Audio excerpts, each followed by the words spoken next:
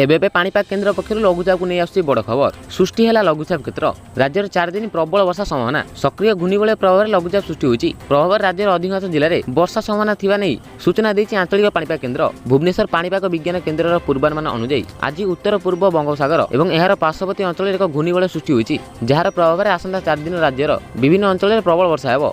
5 तारिख में उपकूल और दक्षिण ओडिशार जिलागुड़िकर प्रबल अति प्रबल वर्षा होइपारे बोली पाणीपाग केन्द्र पक्षर सूचना दी। सेपटे आज 17 जिले में प्रबल वर्षा हेब। एथिपाई पाणीपाग केन्द्र पक्षर 17 जिला को येलो वार्निंग जारी होइछि। एही जिलागुड़िक है बालेश्वर, भद्रक, जाजपुर, केन्द्रापड़ा, कटक, जगतसिंहपुर, पुरी, खोर्धा, नयागढ़, गंजाम, गजपति, सुंदरगढ़, केन्दुझर, मयूरभंज, देवगढ़, अनुगुल और ढेंकानाल।